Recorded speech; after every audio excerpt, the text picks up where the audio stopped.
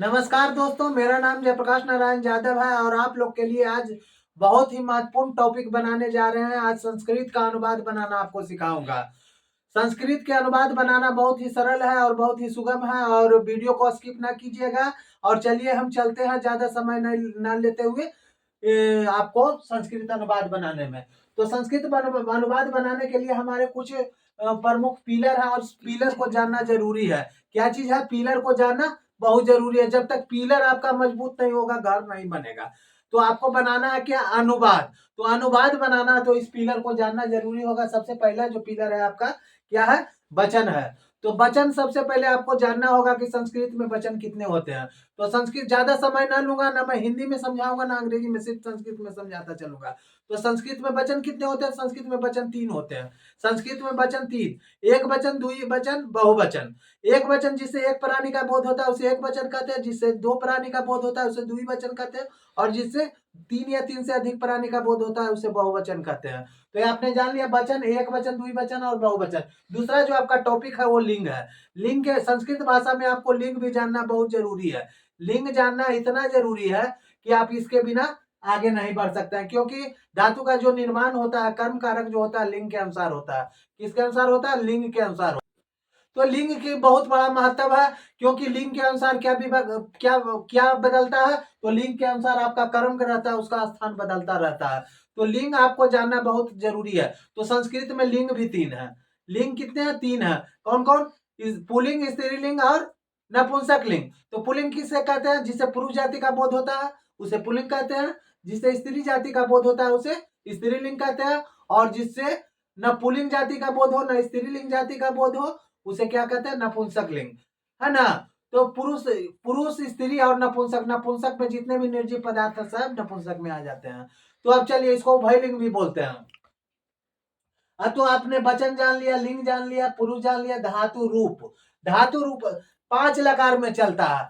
संस्कृत में लकार 10 होता है, जिस तरह से कि आप अंग्रेजी में बनाना जानते हैं, present tense, past tense, future tense जानते हैं, उसी तरह अंग्रेजी से संस्कृत में आपको 10 लकार है, पर पढ़ना कितना है? 5 है। और 5 में से आज जो हम आपको बताने जा रहे हैं वो आपको लट लकार वर्तमान काल का वाक्य रहेगा। तो वर्तमान काल का पहचान क्या है? ताते ती को प्रेजेंट जानो, थाते ती को पास्ट, गागे गी को फ्यूचर जानो, लो बच्चों ये टेंस बचो। तो ताते ती, जहां ता है, ती है, ते है, ताहा लगा रहे, उससे समझना चाहिए कि यह वाक्य वर्तमान काल का है। तो वो समझेंगे कि क्या है? वर्तमान काल का है। तो आज वर्तमान काल से जो भी संबंधित हम आपको जो भी आएगा वही हम आपको बताने जा रहा है। कर्ता, कर्ता जिस तरह से अंग्रेजी में कर्ता होता है, I we you, he she it they name, उसी तरह यहाँ संस्कृत में भी कर्ता होता है। अहम अवाम वयम त्वम इवम यूयम स तौ ते, है ना। इतने कर्ता है। तो कर्ता के बारे में परिचय ले चुके हैं। अब आपका जो कर्म है, कर्ता ने कर्म को क्रियाकरण से संप्रदान काके की अधिकरण का के लिए इस अधिकरण से में पर इस तरह से आपको जो होता है वो आपको कर्ता, कर्म जो होता है कर्ता के अनुसार चेंजिंग होता रहता है। किसके अनुसार? कर्ता के अनुसार। कर्ता कौन हो गया? सहतव्य, इसी के अनुसार कर्म जो होता है अपना स्थान चेंज करते रहता है। समझ गए? जय। तो हम चलते हैं अब आपको बनाने के लिए संस्कृत अनुवाद में। तो सबसे पहले कुछ धातु रूप जान लेते हैं। सबसे पहले धातु रूप जब तक नहीं रहेगा तब तक अनुवाद बनेगा नहीं। तो धातु रूप में आपको 2-3 ले लीजिए। पठ धातु ले लीजिए, गच्छ धातु ले लीजिए, लिख धातु ले लीजिए, पस धातु ले लीजिए। ये सब धातु है। अब बोलिएगा कि इसमें क्रिया का बहुत बड़ा, जब संस्कृत अनुवाद बनाते हैं सर जी तो बिना क्रिया का तो अनुवाद बनता नहीं है। तो यहाँ क्रिया ये कैसे होगा? तो धातु, जो भी धातु है उसमें जब ये जोड़ देते हैं, पठ धातु में, जैसे संस्कृत में ना जोड़ देने से वो क्या हो जाता है? क्रिया। अंग्रेजी में ना जोड़ देने से क्रिया हो जाता है, उसी तरह इसमें भी पढ़ना ना जोड़ देने से क्रिया हो जाएगा, लेकिन वह हिंदी में हो जाएगा क्रिया। और यहाँ संस्कृत में इसमें जैसा है उसके अनुसार जुड़ता है, कर्ता के अनुसार यहाँ जुड़ता है क्रिया। किसके अनुसार जुड़ता है? कर्ता के अनुसार क्रिया जुड़ता है। जैसे अगर आपका जो रह गया, हम यहाँ शुरू करते हैं आपको अनुवाद बनाने के लिए। अगर रह जाएगा सर जी कि वह पढ़ता है, वह पढ़ता है, ठीक है, ध्यान दीजिएगा, वह पढ़ता है। तो संस्कृत जब बनाते हैं तो क्या हो जाता है, सबसे पहले हम कर्ता लिखते हैं, उसके बाद डायरेक्ट आपको सहायक क्रिया रहता है तो लिखते हैं, नहीं तो आपको भी का जो रूप होता है वो डाल देते हैं, है ना। लेकिन यहाँ वैसा नहीं होता है, यहाँ सीधे जैसे जैसे लिखा हुआ संस्कृत में रहता है वैसे वैसे हम आंख मूंद के अनुवाद बना देते हैं, उसमें कोई दो मत वाली बात नहीं है। तो सबसे पहले वह का हम संस्कृत जानेंगे जी। तो कर्ता का संस्कृत आपको पहले हम लिखा चुके हैं। संसार में जितने भी कर्ता हैं बाकी नाम के अनुसार से जाने जाते हैं, और बाकी जो काम के अनुसार से जाने जाते हैं, यहाँ टोटल आपका कर्ता दिया हुआ है, समझ गए ना। तो जितने भी कर्ता है सब कर्ता का नाम है, नाम और काम के हिसाब से यहाँ है, और नाम है जो हकीकत में नाम है ही। तो काम के अनुसार अगर जो वह पढ़ता है, यहाँ देखिए वहां पर वह पढ़ता है, तो वह पढ़ता है तो कौन पढ़ता है जी, वह पढ़ता है। तो वह का संस्कृत क्या हो जाएगा, वह का संस्कृत स हो जाएगा। यहाँ देख लीजिए स हुआ पुरुष के लिए, यहाँ दिया हुआ है स हो जाएगा। अब आपको बनाना धातु क्या है, तो ये 10-20 धातु आप याद कर लीजिएगा। लिख मने लिखना, पट मने पढ़ना, आपको खेल मने खेलना, गच मने जाना, पस मने देखना, ये सब धातु याद कर लीजिएगा। 10-20 धातु वही ज्यादा आपको मिलेगा, उसी के अनुसार आपको संस्कृत बनेगा।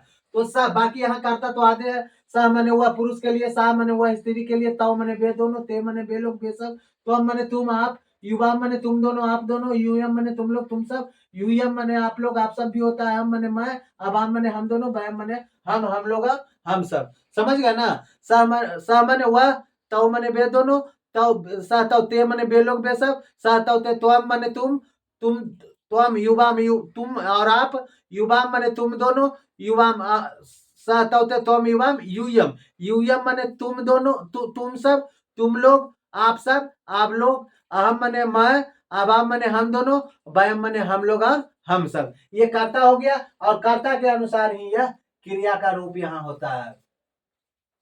तो यहाँ वह पढ़ता है, तो पढ़ना कौन धातु से आता है जी, पठ धातु से। तो क्या हो जाएगा, पठ हो जाएगा। धातु क्या लिखा जाएगा, पठ लिखा जाएगा।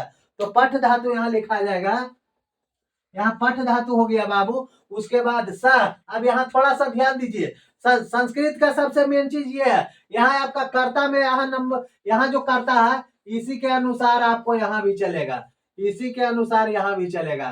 तो यहाँ देख लीजिए वह कहाँ है बाबू, वह आपको अन्य पुरुष के एक वचन में वह है, अन्य पुरुष के, या इसको प्रथम पुरुष भी बोल सकते हैं। प्रथम पुरुष या अन्य पुरुष के एक वचन में क्या है, सह। तो सह में क्या आ जाएगा जी, सह में ती आ जाता है, तो यहाँ क्या लिख देंगे, सह पठती। आपका संस्कृत अनुवाद बन गया। अगर वही आपको रहेगा कि वह जाता है, क्या रहेगा जी, वह जाता है, वह जाता है, तो क्या हो जाएगा, वह क्या हो जाएगा, सह, और जाना के गच्छ, और इसमें क्या जुड़ जाएगा, ती हो जाएगा। तो क्या लिख देंगे, गच्छती। अगर रहेगा कि वह जाती है, यहाँ सबसे पहला हम स्ट्रक्चर आपको बतला रहे हैं स से संबंधित, ध्यान दीजिएगा। अगर रहेगा कि वह जाती है, क्या जाती है, वह जाती है, तो वह यहाँ किसके लिए हो गया, स्त्री के लिए आ गया। यहाँ पुल्लिंग के लिए आया था, यहाँ स्त्री के लिए आ गया। तो स्त्री के लिए जब आ गया कि वह जाती है, तो वह स्त्री के लिए आता है, तो वह का क्या होता है जी, माने साह होता है। क्या होता है, साह होता है। तो क्या लिखेंगे, साह। जाना का गच हो गया, जाना के क्या हो गया, गच हो गया, और उसके साथ सह यहाँ है, सह साह में, तो यहाँ क्या लिख देंगे, ती लिख देंगे। क्या लिख देंगे, ती लिख देंगे। तो क्या हो जाएगा, साह गच्छती, है ना। क्या हो जाएगा, साह गच्छती। अब अगर वही रहेगा, वे दोनों जाते हैं, वे दोनों जाते हैं। बे दोनों का माने यहाँ दिया हुआ है, बे दोनों देख लीजिए कहाँ है, बे लोग बे सब, बे दोनों का क्या होता है जी, ताओ। क्या होता है, ताओ। तो यहाँ क्या हो जाएगा, बे दोनों। जाना के क्या धातु है, गच्छ धातु है। जाना का क्या धातु है, गच्छ धातु है। अब बे दोनों के ताओ हो गया, तो सह ताओ, ताओ, तो यहाँ क्या हो जाएगा, ती तह। क्या हो जाएगा, तह, आंख मूंद के लगा देंगे, तह। क्या हो जाएगा, गच्छ तह, ताओ गच्छ तह। अगर रहेगा बे सब जाते हैं, क्या रहेगा, बे सब जाते हैं, तो क्या हो जाएगा जी, बे सब के क्या हो जाएगा, ते, यहाँ गच्छ धातु, ते यहाँ हो जाएगा स तव ते, तो यहाँ क्या हो जाएगा, तीत अंति। तो आंख मूंद के लिख देंगे अंति। क्या हो गया? गच्छन्ति। इस तरह से आप देख रहे हैं ना। इस क्रिया में आपको यहाँ जो बताया गया था उसमें क्रिया नहीं था। अगर क्रिया आ जाए, जैसे राम राम पुस्तक पढ़ता है, इस तरह से आपको हो जाए राम पुस्तक पढ़ता है, राम पुस्तक पढ़ता, तब क्या हो जाएगा? यहाँ तो सीधी सी बात थी, आपको बन गया। आपको यहाँ अगर रह जाएगा कि राम पुस्तक पढ़ता है तो क्या हो जाएगा? राम के नाम है तो ये राम हो जाएगा, और लड़की के नाम में विसर्ग नहीं पड़ता है। एक चीज और जान लीजिए कि अगर राम कुमार रहेगा तो रामन कुमार नहीं लिखना है, राम कुमार लेके विसर्ग देना है। इस तरह मतलब अंतिम अक्षर घड़ी विसर्ग पड़ेगा, हमेशा विसर्ग नहीं पढ़ते रह जाएगा। नाम का पूरा नाम लिखाने के बाद विसर्ग पड़ता है, इस बात को याद रखेगा। तो यहाँ क्या हो गया जी? राम। अब पुस्तक क्या हो जाएगा? पुस्तकम। पुस्तक को तो क्या हो जाएगा? पुस्तकम। यहाँ कर्ता ने कर्म को, राम ने पढ़ा, किसको पढ़ा? पुस्तक को पढ़ा। पुस्तक को पढ़ा तो क्या हो जाएगा? पुस्तकम हो जाएगा। क्या हो जाएगा जी? पुस्तकम। राम पुस्तकम। पठ धातु है बाबू, तो पठ धातु है तो पठ धातु में नाम के साथ क्या आ जाएगा? ती आ जाएगा। क्या आ जाएगा? ती। राम पुस्तकम पठती, राम पुस्तक को पढ़ता है।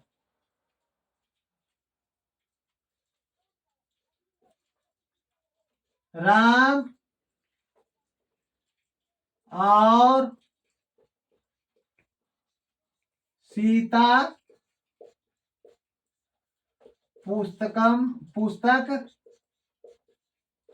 पढ़ती है। राम और सीता पुस्तक पढ़ती है, अगर इस तरह से रहेगा तो क्या हो जाएगा? तो यहां देख लीजिए, राम और सीता, तो राम क्या हो जाएगा? राम और के सीता के सीता हो जाएगा। राम, औरत के नाम में विसर्ग नहीं लगता, याद रखिएगा। सीता का सीता, पुस्तक के वही हो जाएगा पुस्तकम। पुस्तक के क्या हो जाएगा? पुस्तकम। और यहाँ क्या है? पठ धातु है तो पठ धातु दे देंगे। दो नाम के साथ क्या लगता है? तह लगता है, तो क्या हो जाएगा? पठतः, है ना। राम च सीता पुस्तकम पठतः, है ना। अगर रह गया सीता और राम, सीता और राम जाते हैं, सीता और राम घर जाते हैं, सीता और राम घर जाते हैं। क्या हो जाएगा? सीता और राम, तो क्या हो जाएगा? सीता च राम घर में जा रहा है। कहाँ जा रहा है? घर में जा रहा है। यहाँ देखिएगा, सीता और राम जा रहा है तो कहाँ जा रहा है? घर में। तो क्या हो जाएगा? गृह। क्या हो जाएगा? गृह। यहाँ कर्ता के अनुसार आपको कर्म चेंजिंग हो जाएगा। घर में हो गया तो गृह हो जाएगा, और जाना का क्या होता है? गच्छ। अब दो या दो से नाम अधिक नाम में क्या होगा? दो दो नाम में तह हो गया। सीता च राम गृह अगच्छत, है ना। अब सीता और राम घर जाते हैं। अब इसी तरह से आपको रह गया राम और मोहन के साथ राधा नाचती है, राधा नाचती है। इस तरह का वाक्य रह जाएगा। तब आप क्या कीजिएगा? तो इसमें आंख मूंद के जैसा है वैसा आपको लिखते रहना है। राम है तो डरिएगा नहीं, राम है तो राम और के च हो जाएगा, मोहन के मोहना हो जाएगा, मोहना हो गया। मोहन के साथ है, मोहन के साथ है, तो मोहन के साथ क्या हो जाता है? मोहनस्य राम च मोहनस्य राधा सह के सह राधा राम च मोहन सह राधा नृत्य नृत्य है। अब 3 या 3 से अधिक नाम में क्या लगेगा? अंति लग जाएगा। क्या लग जाएगा जी? अंति। तो यहाँ क्या लिख देंगे? अंति। तो क्या हो जाएगा? नृत्यंती। रामा च मोहना स राधा नृत्यंती। इस तरह से आपका अनुवाद बन जाता है ना। तो इस तरह से आपने देख लिया। अब अगर जो आपको रहेगा वह